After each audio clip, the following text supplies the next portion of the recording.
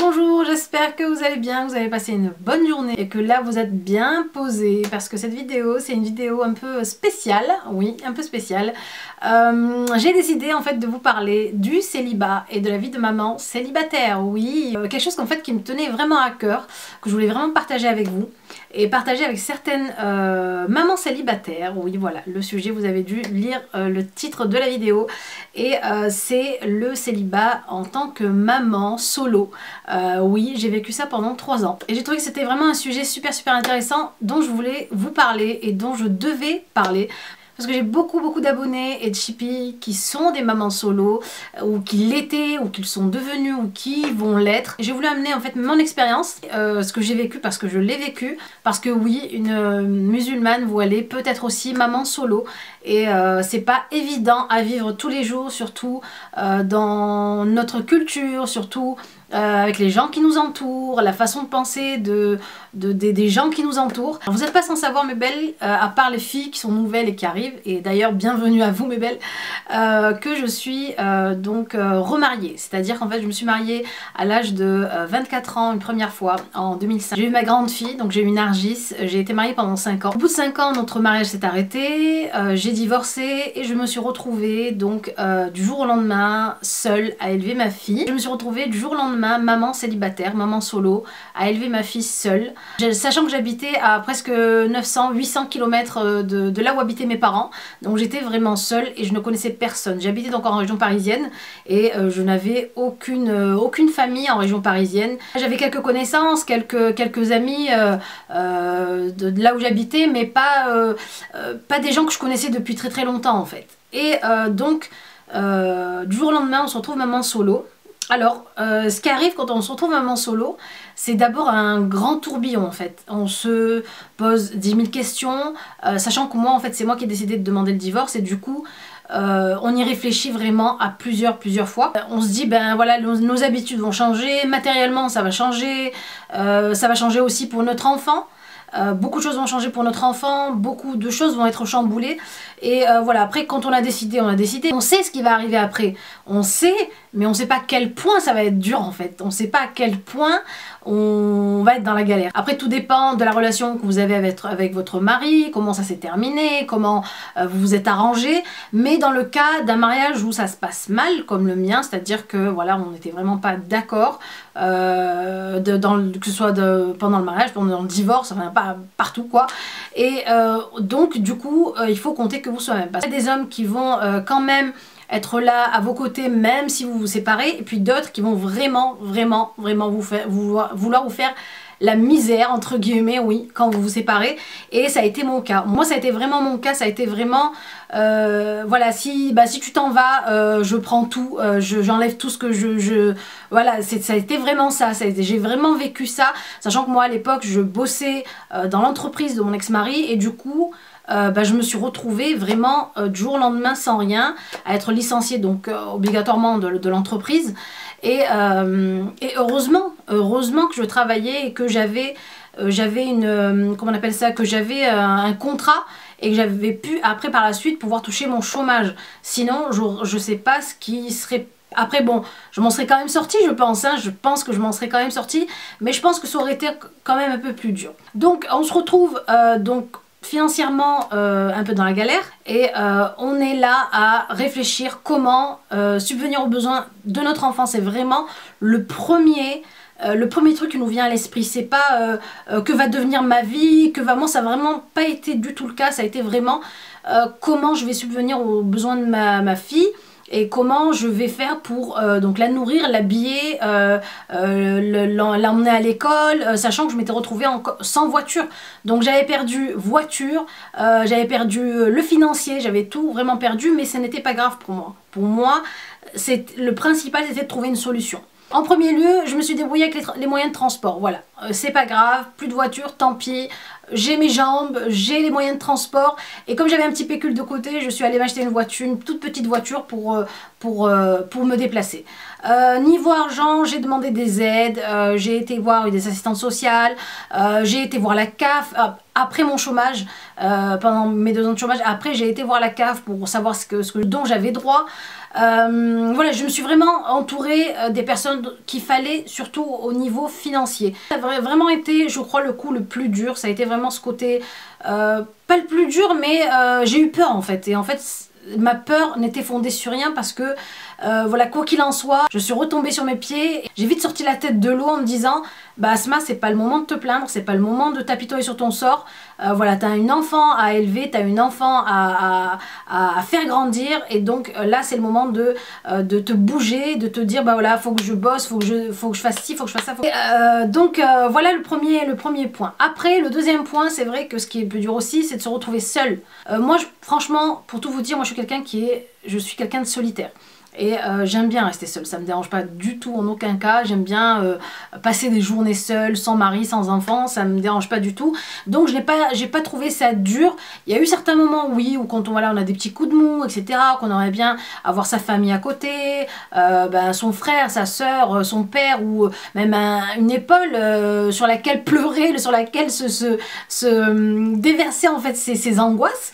Et du coup on trouve pas ça. Et puis moi ça m'a pas du tout, moi ça a été vraiment, c'est comme si c'était un fardeau qui s'était enlevé. Donc du coup, ces 3 années-là, je les ai vécues vraiment comme, comment vous dire, maman solo pour moi, ça a été vraiment pas une liberté, mais une révélation pour moi. Me dire que voilà, je suis quelqu'un qui arrive à faire ce qu'elle a envie de faire, qui arrive à ses fins, qui arrive à son but, qui se débrouille. Voilà, j'ai vraiment eu plus confiance en moi en fait. Ces 3 années-là ont permis d'avoir plus confiance en moi en me disant bah Asma, regarde, t'es pas tombée, t'es là, t'as continué, t'as avancé, t'es là pour ta fille s'épanouit, elle est pas malheureuse, elle va à l'école, elle s'amuse avec ses copains, on sort, on fait des activités, et m'ont permis d'être plus, d'avoir en fait des buts plus précis et de vraiment savoir ce que je voulais vraiment dans ma vie. Et ça a été même un peu dur pour Mr K après pour rentrer dans ma vie, parce que j'étais tellement bien moi et ma fille que j'avais pas envie en fait qu'un homme vienne s'immiscer dans cet équilibre que j'avais créé en fait avec elle. Et du coup c'est vrai que ça a été dur pour lui, le pauvre, il a un peu galéré, mais bon après j'ai su qu'il fallait quand même voilà, laisser une place à quelqu'un d'autre. Mais c'est vrai que voilà, on a ce côté-là aussi, donc au moment de la séparation, c'est vraiment le côté où si vraiment on n'a pas de famille à côté ou pas d'amis, se sentir seul, se sentir perdu, se dire ah ben mince, j'aurais peut-être dû rester avec lui. Ça m'est arrivé, franchement, j'y ai pensé une demi-seconde, vraiment une demi-seconde je crois, et après je me suis dit non, après tout ce que j'ai vécu, ce n'est pas possible, non, Asma, ça c'est niette, c'est là, tu mets une croix dessus. Voilà, donc certaines personnes craquent. À ce moment-là, elles se disent, certaines femmes craquent et se disent bah tiens, c'est pas grave, tant pis, je reste avec lui, c'est pas grave. Moi j'ai eu de la chance d'avoir ma famille à mes côtés, qui m'ont soutenue, même s'ils étaient un peu loin, ils m'ont soutenue au téléphone. Et donc j'ai toujours eu le soutien de mes parents, et je les remercie du fond du cœur, parce que dans notre culture à nous, c'est pas facile de retrouver au moment, surtout quand c'est la femme qui demande le divorce, surtout quand c'est la femme qui dans le couple demande le divorce, on n'a pas souvent de personnes qui nous soutiennent. Certains parents ne comprennent pas et disent ben voilà, pourquoi tu divorces, comment ça se fait que tu divorces, non franchement c'est pas bien, reste avec lui, patiente, etc. Si vous avez un soutien à aller chercher, si vous avez ne serait-ce qu'une sœur qui est de votre côté, ou un frère, ou la maman, etc., restez accrochés à ce soutien, voilà, appelez ce soutien, appelez-le souvent pour que vous ayez toujours le courage de continuer et d'avancer. Dernièrement j'ai rencontré il y a 1 année ou 2 une maman qui était donc divorcée, une des chippies donc qui était divorcée, qui avait un enfant, et qui m'a dit Asma, franchement voilà, j'ai vu ta vidéo sur le divorce, tu peux pas savoir à quel point ça m'a rassurée, et à quel point en fait ça m'a fait chaud au cœur de savoir que tout pouvait s'arranger en fait après le divorce, etc., etc. Je l'ai recroisée d'ailleurs il y a pas très longtemps, donc elle était accompagnée, je pouvais pas lui demander comment ça allait côté cœur, mais elle m'a dit bah écoute, tu te rappelles de moi? Je dis oui, je m'en rappelle très bien, je sais, je lui ai demandé donc des nouvelles de sa fille, etc. Elle était à l'école, et oui, donc ça fait choquant. Je sais que je me dis, c'est ce genre de vidéo, je sais que ça sert parce qu'il y a beaucoup de filles qui sont perdues. Je reçois des tonnes, vous ne pouvez pas savoir, je reçois des tonnes de messages de vous, et de certaines mamans, certaines femmes qui me disent voilà, dernièrement j'ai reçu un message qui me disait voilà, je vais divorcer, je suis en train de divorcer et j'ai des enfants de 10 ans, 3 ans je crois, ou je crois 2 ou 3 enfants, elle avait cette dame là, et qui me disait voilà, je vais changer de ville, mais je me disais est-ce que dans le sud c'était bien, et quelle ville tu pourrais me conseiller une ville où mes enfants pourraient s'épanouir, où il n'y a pas trop de problèmes, etc. Donc oui, il y a beaucoup de femmes derrière mon écran, je sais, qui ont besoin de ces conseils et au moins, ne serait-ce que de mon expérience personnelle. Moi je suis pas là pour vous dire il faut faire ci, il faut faire ça, voilà, c'est comme ça qu'il faut agir, c'est comme ça qu'il faut faire, c'est ça qu'il faut dire. Non, je vous dis voilà moi ce que j'ai subi, voilà moi par quoi je suis passée, voilà moi ce que j'ai choisi de faire, et après libre à vous de faire ce qui vous semble le mieux pour vous. Je ne suis pas dans votre couple pour savoir ce qui s'est passé, ce qui se passe et ce qui va se passer, mais voilà moi mon expérience, et voilà, il y a peut-être derrière cet écran certaines femmes qui ont vécu la même chose que moi et qui par mon expérience arrivent à comprendre certaines choses et à ouvrir certains problèmes.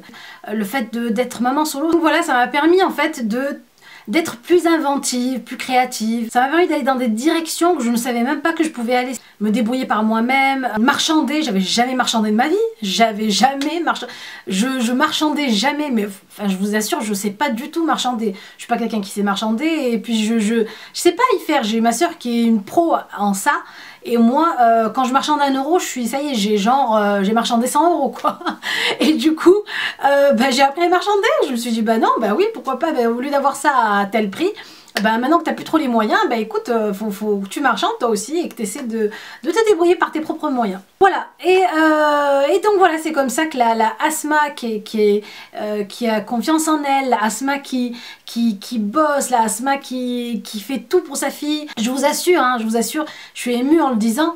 S'il n'y avait pas eu ma famille, je pense pas que j'aurais pu sortir la tête de l'eau aussi vite. Avec tout ça, j'ai rien montré à Narlis, rien. J'ai vraiment tout fait pour qu'elle ne voit rien, qu'elle ne voit pas de différence.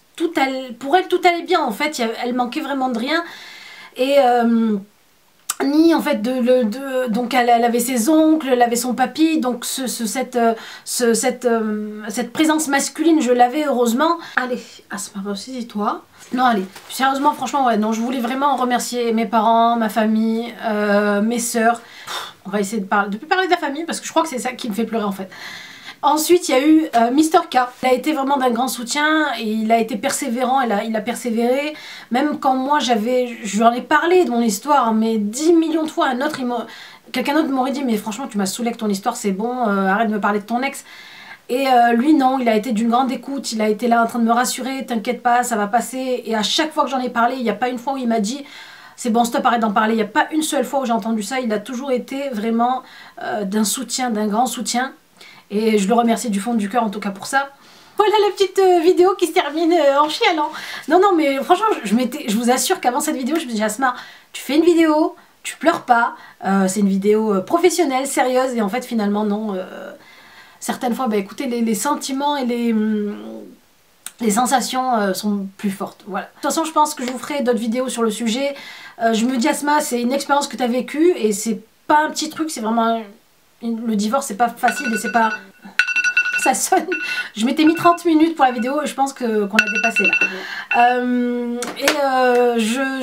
Voilà, donc je me dis, t'as vécu un grand truc, faut partager ton expérience, en faire profiter tes abonnés, celles qui sont dans le même cas ou celles qui vont l'être ou qui l'ont été ou peu importe.